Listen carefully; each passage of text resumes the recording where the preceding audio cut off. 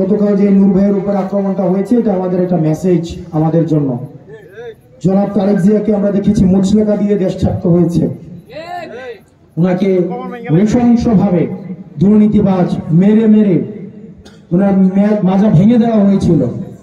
একই পরিণতি আমাদের জন্য অপেক্ষা করছে যদি আমরা নিয়ম চেঞ্জ করতে না পারি। নূর ভাইয়ের যে পরিণত হয়েছে, একই পরিণতি আমাদের জন্য অপেক্ষা করছে যদি আমরা নিয়ম পরিবর্তন না করতে পারি। দেশনেত্রী বেগম খালেদা জিয়ার যে পরিণত হয়েছিল, আমাদের জন্য একই পরিণতি অপেক্ষা করছে যদি আমরা নিয়ম পরিবর্তন করতে না পারি। সেজন্য আমাদের নিয়ম পরিবর্তনের জন্য, যেটার নাম দিয়েছে আমরা সংস্কার, এটার জন্য আমাদেরকে ঐক্যবদ্ধ অবশ্যই অবশ্যই আমাদেরকে থাকতে হবে।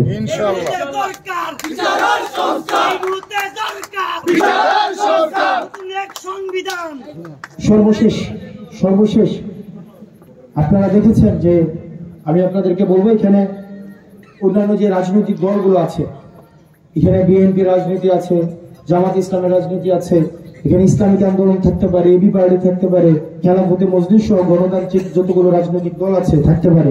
অনুরোধ করবো আপনারা তাদের সাথে সৌহার্দ্যপূর্ণ সম্পর্ক রাখবেন। আমরা 24 পরবর্তী বাংলাদেশে কোনো সহিংসতার দিকে আর ফিরে যেতে চাই না। আমরা কোনো সহিংসতার দিকে আর আমরা ফিরে যেতে চাই না। আমাদের মধ্যে ভিন্ন মত থাকবে, ভিন্ন মত হচ্ছে গণতন্ত্রের শক্তি।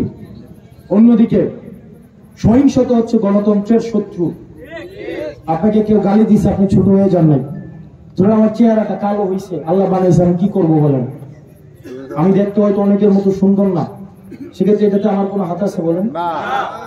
আমি হয়তো অনেকের থেকে অনেকের এখানে অনেকে আছে আর্থিক ভাবে আমাদের থেকে অনেক বেশি স্বাবলম্বী, অনেকে আছে হয়তো আমরা অর্থনৈতিক ভাবে এত স্বাবলম্বী না। সেক্ষেত্রে আপনার জন্ম কোথায় হয়েছে সেটা এটা আপনি ডিসাইড করতে পারেন না, কিন্তু আপনার মৃত্যু কিভাবে হয়েছে সেটা অনেকাংশ আপনার কর্মের উপরে হচ্ছে নির্ভরশীল। সেজন্য হয়তো কেউ আমাদের উপরে যদি আক্রোশমূলক কথা বলে, আমরা তাকে গণতান্ত্রিক ভাবে সেটা জবাব দেব। আমরা এমন কোন ধরনের পরিস্থিতি তৈরি করব না যেটা দিয়ে আমাদের যারা রাজনৈতিক সহকর্মী, আপনি এনসিপির রাজনীতি করবেন, হয়তো বিএনপির রাজনীতি করবেন, তারা তো আপনার সহকর্মী। যেমন আমরা এখানে আসছি, যিনি আমাদের সাথে একটা মনোমালিন্য হয়েছে, জনাব রুমিন ফারহানা, উনি অনেকদিন ধরে রাজনীতি করছেন। আমরা এসেছি, উনি ওনার লোক পাঠিয়েছে যে আমরা ঠিকভাবে আমাদের এখানে কোনো সমস্যা হচ্ছে কিনা, আমাদের জন্য উনি কিছু উপহার পাঠিয়েছে। এটা কিন্তু একটা পজিটিভ বার্তা, এটা আমাদেরকে অবশ্যই ওয়েলকাম জানানো উচিত। এটা আমাদের ওয়েলকাম জানানো উচিত। কেউ যদি আমাদেরকে ইতিবাচক কোন ধরনের বার্তা দেয়, এটাকে অবশ্যই আমরা সাদরে এটাকে আমরা গ্রহণ করবো। এটা গ্রহণ করা উচিত কিনা? আমরা সৌহার্দ্যপূর্ণ সম্পর্কের মধ্য দিয়ে আমাদের ভিন্ন মত অবশ্যই জারি রাখবো, যৌক্তিক ভিন্ন মত জারি রাখবো, এবং যৌক্তিক ভিন্ন মতকে আমরা বোঝানোর মধ্য দিয়ে, ডায়লগের মধ্য দিয়ে, ডিসকাশনের মধ্য দিয়ে, গণতান্ত্রিক প্রক্রিয়ায় সেটাকে আমরা প্রতিষ্ঠিত করব। সেটার জন্য আমরা আওয়ামী পন্থায় কখনো যেন আমরা না যাই। আমরা অনুরোধ করবো আপনাদেরকে, আমরা আওয়ামী তরিকার কোন রাজনীতি আর আমরা করতে চাই না, দরকার নাই।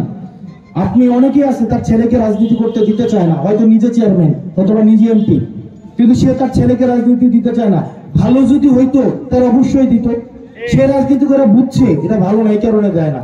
কিন্তু আমরা রাজনীতি এমন ভাবে করতে চাই যে রাজনীতিতে আমি যেন ওই রাজনীতির পরিবেশটা যেন এমন হয় যেন আমার সন্তানকেও আমি আগ্রহী হই যে সে রাজনীতিতে আসুক। এটা দায়িত্বটা তো আমাদেরই নাকি? এটা দায়িত্ব হচ্ছে তরুণ প্রজন্ম যারা আছেন আপনাদের। আমরা এই ধরনের একটা পরিবেশ আমরা গড়ে তুলবো।